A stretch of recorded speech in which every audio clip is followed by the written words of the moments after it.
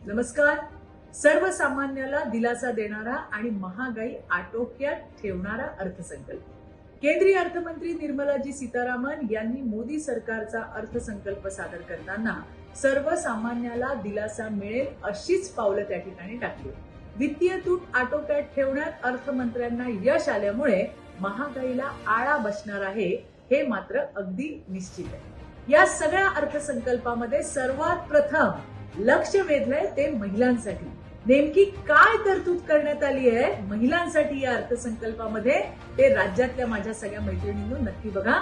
या अर्थसंकल्पात आपल्यासाठी महिलांसाठी 3 लाख कोटी रुपयांच्या विविध योजनांची तरतूद करण्यात आली आहे, ज्यात नोकरदार महिलांसाठी हॉस्टेल उभारण्यात येणार आहे. अशा प्रकारच्या सुविधांमधून नोकरदार वर्गामध्ये महिलांची संख्या वाढण्यासाठी प्रोत्साहन दिलं जाणार आहे आणि त्यांच्या सर्वांगीण विकासासाठी नॅशनल कोऑपरेशन पॉलिसी सुद्धा राबवली जाणार आहे.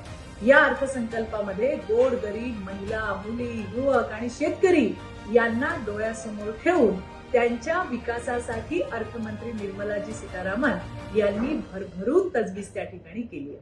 देशाचा आर्थिक कणा असलेल्या बळीराजासाठी मोदी सरकारने खंबीर पाऊल उचलले असून प्रथमच सर्व प्रमुख पिकांसाठी किमान आधारभूत किमती जाहीर केल्या. तसंच 80 कोटीहून अधिक लोकांना लाभ देणाऱ्या पंतप्रधान गरीब कल्याण अन्न योजनेला 5 वर्षांसाठीची मुदतवाढ देण्यात आली आहे. या अर्थसंकल्पामध्ये वित्तीय तुटीचा आकडा 5% खाली ठेवण्यास सरकारला यश आलंय. आदरणीय नरेंद्रजी मोदी यांचा 3रा कार्यकाल हा विकासाच्या दृष्टीने आणि सर्वसामान्य नागरिकाला समाधान देणारा ठरेल यात मुळीच शंका नाही. या अर्थसंकल्पात देशातील युवक डोळ्यासमोर ठेवून अनेक तरतुदी केल्या असून युवकांवर योजनांचा अक्षरशः पाऊस पडलाय.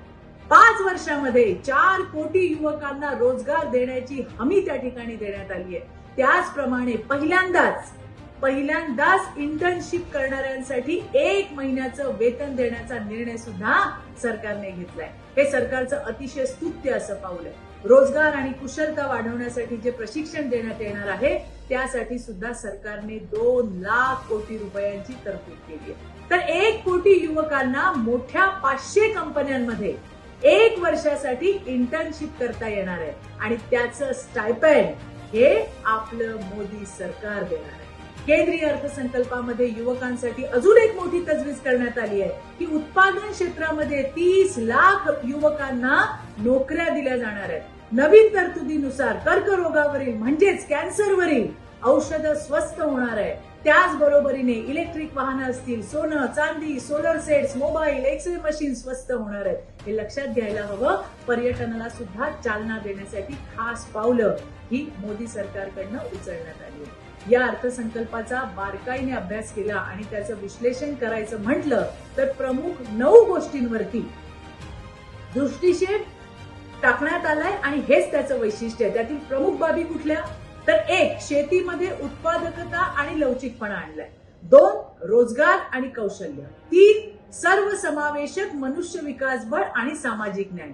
4 उत्पादन आणि सेवा. 5 शहरी विकास आणि नागरी विकास. 6 ऊर्जा सुरक्षा. 7 पायाभूत सुविधा आणि 8 नवीन उपक्रम, संशोधन आणि विकास आणि 9 काय असेल तर पुढच्या पिढीसाठी सुधारणा.